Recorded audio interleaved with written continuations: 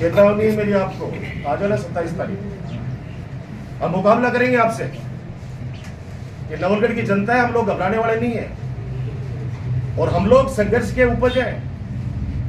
हम लोगों को कोई दान में नहीं मिली है कोई चीज, या हम कोई मुख्यमंत्री या मंत्री के बेटे नहीं कि हमको विरासत में मिल गई और राजनीति। सड़कों पे संघर्ष करके लोगों का दिल जीता है, यूनिवर्सिटी लेके आज तक। आ जाना 27 तारीख को पूरा प्रशासन लेके। और मैं फिर कह रहा हूँ एसपी साहब, पुलिस से काम नहीं चलेगा, मिलिट्री का जाब्ता पहले ले लेना। अगर आप इस तरह से सरकार के दबाव में आकर और आपका एसडीएम, आपका तहसीलदार मनचाहे फैसले ले लेगा, पूरे क्या पूरे जिले को उजाड़ दोगे। मैं पहले स्पष्ट कर चुका हूं कि अब्दुल रहमान का निर्णय माननीय न्यायाधीश का क्या है आप देख लीजिए। क्या 1947 की आप पहले की बहाली कर दोगे, चारों तरफ पूरा जयपुर उजाड़ दोगे, पूरा नवलगढ़ उजाड़ दोगे? 1947 से पहले क्या था?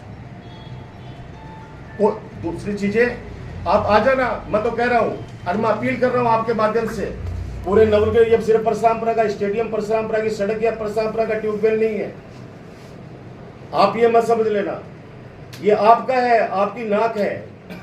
पूरे जिले से फोन आ रहे हैं, इवन पड़ोसी जिले सीकर से फोन आ रहे हैं कि भाई साहब किस दिन आना है। और प्रशासन ये सोच ले कि 27 का हमने कॉल दिया है, वहां पे हजारों लोग इकट्ठे होंगे और उससे पहले रात बेरात कर देंगे। आप चिंता मत करना, हमारे लड़के वहां पहरा देते हैं रात भर। तुम्हारी मर्जी हो जिस दिन आ जाना। और हम लोग कानून को हाथ में लेना नहीं चाहते, क्योंकि हम लोग पढ़े लिखे हैं, हम कानून की पालना कराने वालों में से हैं। लेकिन एक ऐसा तानाशाह जो सिर्फ उजाड़ने में विश्वास करता है, बसाने में विश्वास नहीं करता, तो उससे कहना चाहता हूं तानाशाह से, आजादी के बाद पहली बार खिले हुए उस फूल के फूल से कि मेरा पानी उतरता देख, मेरा पानी उतरता देख, किनारे पे घर मत बसा लेना, तूफान की तरह लौट के आऊंगा, इस बात को समझ लेना। ये धमकी नहीं है, ये चेतावनी है, एक वार्निंग है। ये नवलगढ़ अड़ाई नहीं है, नए बच्चे नहीं जाएंगे अड़ाई। अड़ाई क्या होती है? अड़ाई हुआ है सुनापन, बंजर नहीं है। यहाँ के वो लोग हैं जिन्होंने इतिहास बदले हैं, और इतिहास भी नहीं बदला जाएगा। 27 तारीख को उसकी हम झांकी दिखाएंगे, और फिर भी ये नहीं मानेंगे तो कलेक्टर साहब आपको पूरी फिल्म दिखाएंगे आगे जुलूसों के अंदर। और आपसे उम्मीद है, समझदार व्यक्ति हो, आपसे पहले जो कलेक्टर है ना, कलेक्टर स्थायी पोस्ट होती है, यूडी खान साहब, उन्होंने नींव रखी थी इसकी। खेल मंत्रालय से पैसा है, राज्यसभा मेंबर से पैसा है, आपके कलेक्टर के हाथों से जो डीएमएफटी का पैसा होता है वो आया है, सरकार का बजट का पैसा है। कैसे लगा दिया आप लोगों ने? क्या हम चेक करते फिरेंगे कागजों को? और फिर बहाव क्षेत्र यहाँ पे आपका कागज को उठाइए, बहाव क्षेत्र को चिन्हित कर लीजिए। अगर बहाव में कहीं पे रुकावट है, अगर वो एक ट्यूबवेल खड़ा है, अगर वो नदी को रोक रहे हैं तो उखाड़ दो। अगर वो रपटा सड़क बड़ी हुई है, वो अगर पानी के बहाव को रोक रहे हैं तो उखाड़ दो। लेकिन पानी अपनी गति से जा रहा है। फिर एक लड़का कल कह रहा था, भाई साहब मैं मिल के आया कि यार वो सड़क टूट जाएगी तो तानाशाह जी उगम दरबार कैसे होगा? बोले एक लक्ष्मण झूला लगाऊंगा नया परशुरामपुरा से, एक लक्ष्मण झूला लगाऊंगा जो मंडी में मानदास बाबा के लगेगा, और उस पे लोहागर जी वाला तो रोप पे लगेगा नहीं, वो परशुरामपुरा में लगाऊंगा। और वहां से गाड़ी को लिफ्ट करूंगा और लिफ्ट करके और परशुरामपुरा पहुंचा दूंगा। मैंने कहा तूने क्या बोला? बोला भाई साहब मैंने तो वही बोला कि वास्तव में परिवर्तन का ये फूल सबको मुबारक हो, सबको मुबारक हो। तीसरी चीज, वही सुप्रीम कोर्ट, वही हाई कोर्ट, संविधान के अनुसार ही चलेंगे। ये कोई माई बाप नहीं है। हालांकि वर्तमान में जिस प्रकार से केंद्र सरकार की नीतियां हैं, ये जुडिशरी भी उनके अंडर में आ चुकी है। अरे ये कोई भगवान नहीं है। जो बाबा साहब ने संविधान बनाया उनके साथ चलना पड़ेगा। आपने खिरोड़ के अंदर 500 बीघा का जोड़ा कैसे दे दिया भाई धन्ना सेठों को? अल्ट्राटेक सीमेंट को कैसे दे दिया? 500 बीघा का जोड़। इस नवलगढ़ का जब सत्ता परिवर्तन किया, ये परिवर्तन हुआ, एसडीएम, आप पता कर लेना, ये सरकार बनने के बाद नवलगढ़ एसडीएम ने दिल्ली में जाके अंडरटेकिंग दे दी कि साहब ये कह रहे हैं कि हम 500 बीघा का जोड़ बना के दे देंगे। तो माननीय उच्चतम न्यायालय ने, सर्वोच्च न्यायालय ने डिसीजन दे दिया कि ठीक है, 500 बीघा जोड़ की भूमि हम इन गन्ना सेट्टू को दे रहे हैं और 500 बीघा का ये जोड़ बना के देंगे। अब सुप्रीम कोर्ट साहब, माननीय न्यायाधीश साहब, ये जोड़ बना देंगे तो 1947 के पहले की स्थिति आ जाएगी। जोड़ कोई बनता है क्या? ये भगवान का है, नेचर की है। और जो आदमी बनाएगा वो तो आर्टिफिशियल बनाएगा।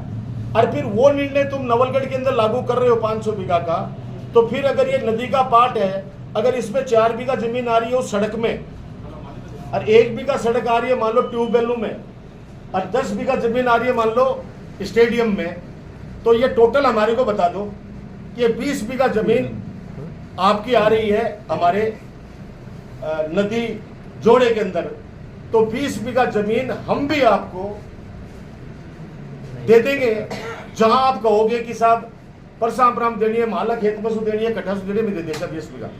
यार ऐसे मत करो भाई, ये करने से जनता के अंदर मैसेज ही गलत जाएगा और कुछ नहीं होगा। ये मैं आपको इतना से बताऊं, कोच नियुक्त हो गए थे, सरकार बावली तो है नहीं, कोच नियुक्त कर दिए गए। सबसे पहले कोचों को उठा दिया गया उसने। हाँ, एक सारे हमारे समाजों के, सर्व समाज के मोक्ष धाम, ये उससे पहले आ रहे हैं। किससे? महात्मा गांधी स्कूल से। स्टेडियम के जस्ट बगल में सारे मोक्ष धाम है, जहां पे खुद के हमारे भामाशाहों का पैसा भी लगा है, सरकार का पैसा भी लगा हुआ है। और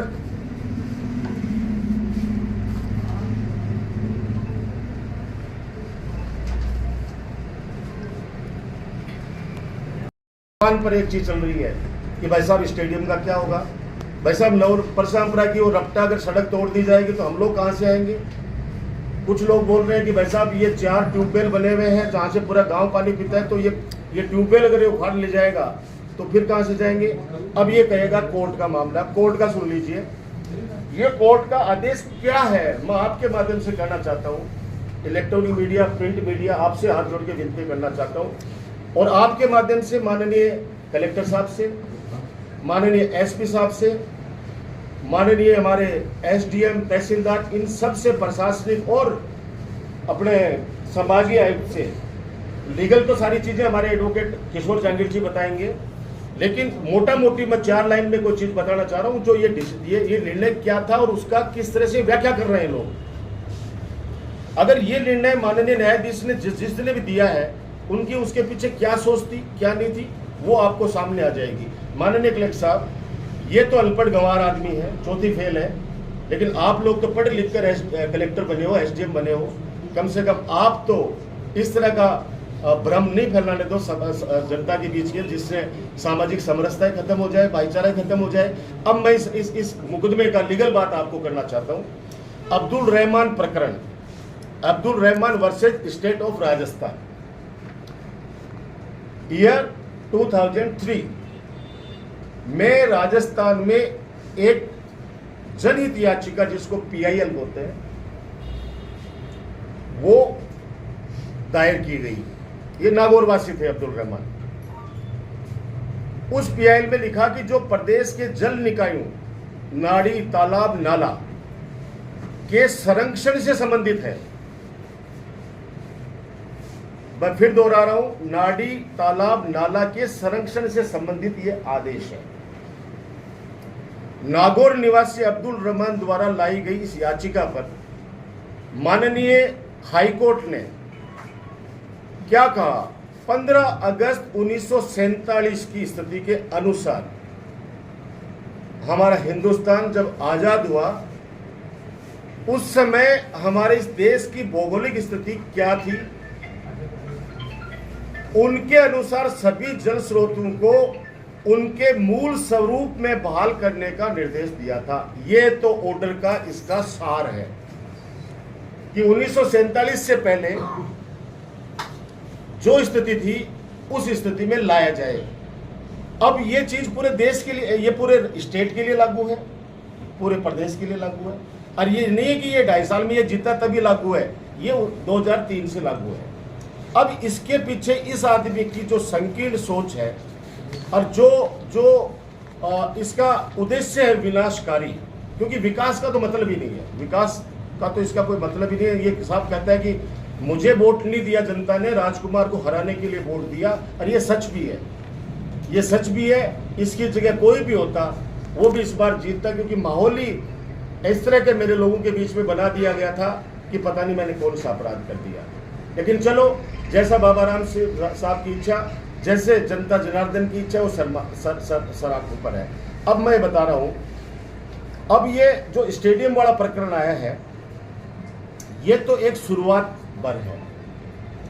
ये जो सड़क जो तोड़ने का मामला आया है, ये तो शुरुआत भर है। ये जो ट्यूबवेल उखाड़ने का, ये तो एक, ये मान लेना कि ये तो झांकी है, पूरी फिल्म इस फूल की बाकी है। वो क्या है कि जो गांव में बसे हुए लोग हैं, गरीब मान लो, अमीर मान लो, जो भी है गांव में ऑलमोस्टली गरीब ही बसे हुए हैं। इस तरह के नेचर की जो जमीनें हैं, जो वर्षों से सार्वजनिक जमीनों में बसे हुए हैं, उनको उजाड़ने की पटकथा लिखने की ये शुरुआत कर रहा है, ये झांकी दिखा रहा है। इसका अगला निशाना जो होगा वो गांव शहर में बसी वह आधी आबादी होगी। इसके लिए गद्दिलों, ग्राम पंचायतों में, सभी ग्राम पंचायतों में सार्वजनिक भूमि चिन्हित करने हेतु कमेटियां बना दी गई हैं, जो 50 साल से, 60 साल से, 70 साल से रह रहे हैं। ऐसे कम से कम हजारों गांव और दाड़ियां हैं। भूमि चिन्हित करने हेतु कमेटियां बना दी गई हैं, ताकि तमाम गांव में ये मैसेज जा सके कि भाई अब परशुरामपुरा के बाद में तुम्हारा नंबर आने वाला है। अब आपको बताना चाह रहा हूं मैं कि नया परशुरामपुरा से और उधर गांव क्रॉस करके नदी का बहाव क्षेत्र है। मैं आपसे कहना चाहता हूं और प्रशासन से कहना चाहता हूं, ये जो चौथी फेल है, इसकी बातों में मत आइए। कल परसों पाड़ीला के अंदर भी किस तरह से इसने दरिंदगी करवाई। प्रशासन का एक काला चेहरा, प्रशासन का एक काला चेहरा, जन विरोधी चेहरा पूरे झुंझुनू जिले ने देखा है। किस तरह से दादागिरी करके, तो मीडिया थी जिन्होंने सच को सामने लिया, किस तरह से वहां पीटा गया उनको, माता बहनों को, किस तरह से सिर्फ एक व्यक्ति के लिए 6-7 किसानों के साथ में किया गया। वैसा ही अगर सड़क ये तोड़ के लेके जाता है, आदेश 3 है, ये बताएंगे आपको, 3 आदेश है। सड़क तोड़ दो पूरी, जो भी बहाव क्षेत्र में है। आदेश क्या कह रहे हैं कि पानी जो बहाव क्षेत्र है वो रुकना नहीं चाहिए।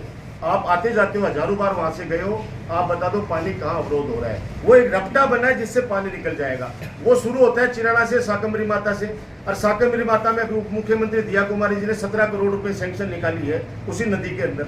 अब वो वहां सड़क बनाएगी, 17 करोड़ रुपए उसी नदी में से सड़क बनेगी। तो फिर एक तरफ तो आप सड़कें बना रहे हो, उसके अंदर दूसरा हमने बना दिया क्योंकि राजकुमार ने बनाया है, क्योंकि डॉक्टर राजकुमार ने बनाया है ये जनता के लिए, इसलिए तोड़ दो। तो भैया ये हॉस्पिटल है, डिस्ट्रिक्ट हॉस्पिटल है, ये भी दूसरे के लोगों की जमीन पे बना हुआ है। हमने झोली फैलाई थी स्वर्गीय रामेश्वर सैनी जी के पास, उसको भी तोड़ दो। और इसको तोड़ने के बाद के अंदर फिर कम से कम 18 सड़कें हैं उसी नदी के ऊपर। तो ये शुरुआत होगी तो वो सारी है। मैं जनता से कहना चाह रहा हूँ, मेरी बात को गंभीरता से लेना, इस बात को ले भी रहे हो आप, मुझे पता है, क्योंकि मेरे पास में हजारों लोगों के फोन आ गए पिछले 4 दिन से, जब से समाचार पत्रों ने, माननीय पत्रकार साथियों ने इस मुद्दे को पब्लिक के सामने रखा है, जब से तहसीलदार जी ने नोटिस जारी किया है। उसके बाद 4 ट्यूबवेल नदी में, आप उदयपुर वाटे की नदी ले लो, एक वो बूढ़ा चौरा के पास क्या है वो कैंप, उस नदी में, काटली नदी में देखो जल स्रोत, पानी नीचे चला गया, जल स्रोत नदी है, तो नदी के अंदर ट्यूबवेल पीएचडी लगाती है। पीएचडी ने ट्यूबवेल लगाया तो तोड़ेंगे, पीडब्ल्यू ने सड़कें बनाई तो तोड़ेंगे। और गवर्नमेंट ने, माननीय मुख्यमंत्री अशोक गहलोत जी ने बजट घोषणा की परशुरामपुरा खेल स्टेडियम की। अब हमारे खेल स्टेडियम से पहले देखो क्या क्या सरकारी चीजें आ रही है, आप देखना। हमारा महात्मा गांधी अंग्रेजी माध्यम स्कूल उस स्टेडियम से पहले, उसके बाद पशु हॉस्पिटल ए श्रेणी का, फिर हमारी सीएससी, ये 3 बड़े, मानदास बाबा का मंदिर तो है ही है, मंदिर तो आप पूछो मत। अगर ये चीज कर ले कि 1947 पहले वाली स्थिति लाओ, तो फिर हजारों गौशालाएं हैं,